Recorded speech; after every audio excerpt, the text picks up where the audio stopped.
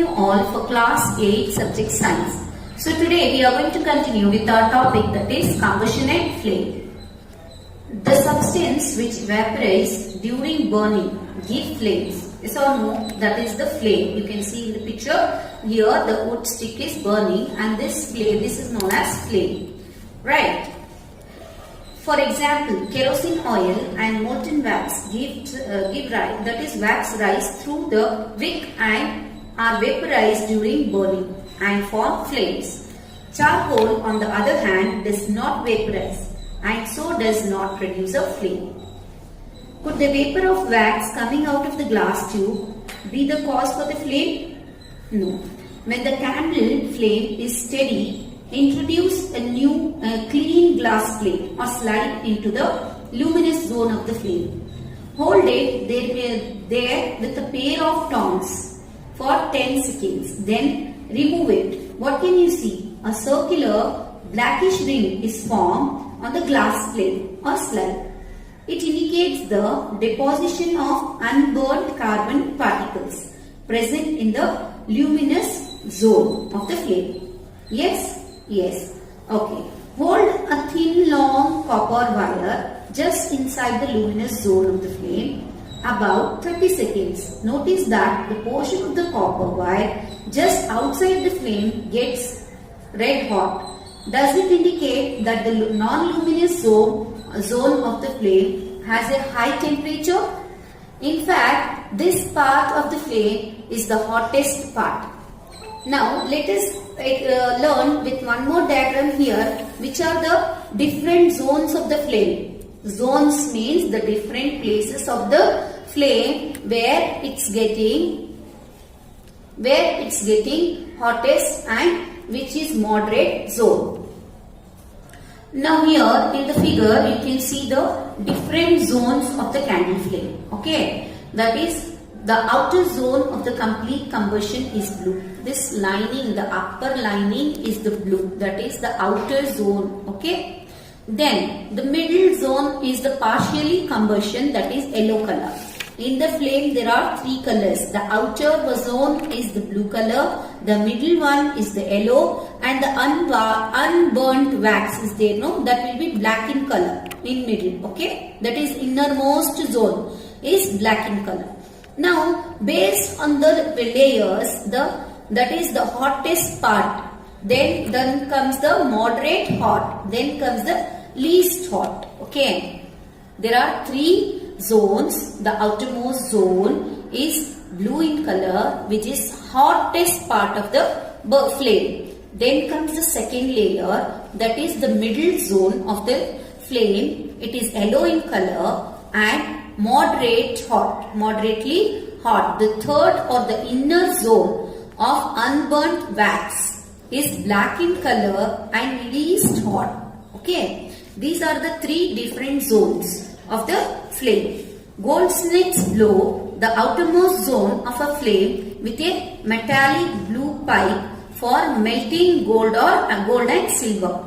Okay, which part the goldsmith will use? The outermost part. Whitest layer of the zone. Therefore, the goldsmith use the hottest layer of the zone, that is, it melts the gold. Therefore, it needs the hottest zone. Okay. What is the fuel now? Now, what is a fuel? Recall the sources of heat energy for domestic and industrial purposes are mainly wood, charcoal, petrol, kerosene, etc. These substances are called fuels. A good fuel is one which is readily available. Which is the good fuel? Which is readily available. One thing. The second is it is cheap. It burns easily in air at a moderate rate. It produces a large amount of heat. It does not leave behind any undesirable substance. Okay, this is known as a good fuel.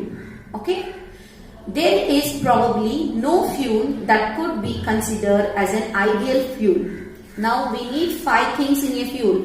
All the 5 things are there. Then we say this is a good fuel. What are the 5 things? That is, it should be readily available. It should be cheap in price. Then it should burn moderately. it should give a large amount of heat, and it should not leave behind any undesirable substance. Like this, probably that could be considered. Now there will be not so much of ideal fuel here. We should look for a fuel which fulfills most of the requirements. There should be 5 things, but we are not going to get all the 5 things in one fuel.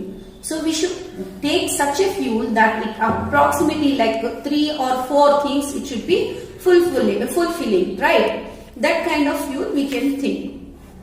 Fuels differ in their cost. Some fuels are cheaper than others. Now you can do an activity that which fuels are cheaper and which fuels have high price. You can make a table and note it down. Fuel efficiency. Based on these 5 products, we will give the fuel efficiency. Suppose you were asked to boil a given quantity of water using cow dung, coal and LPG as fuel. So which fuel will be easy for you to boil? Cow dung is easy, coal or LPG.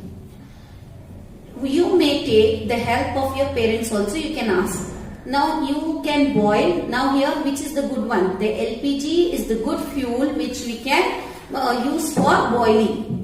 Then the amount of heat energy produced on complete combustion of 1 kg of fuel is called its calorific value. What it is known as? Calorific value. The calorific value of a fuel is expressed in a unit called kilojoule. Kilojoule per kg. Okay. Calorific values of some fuels you can see here. So here you can see the calorific values of the fuel. What is the calorific value? The amount of heat energy produced on complete combustion of 1 kg of a fuel is called its calorific value. Cow dung cake burns, that is 6,000 to 8,000. Wood 17,000 to 22,000. It goes on here. You can see. Burning of fuels leads to harmful products also. So after burning, fuel will give harmful product. The increased fuel consumption has harmful effects on the environment. Carbon fuels like wood, coal, petroleum release unburned carbon particles.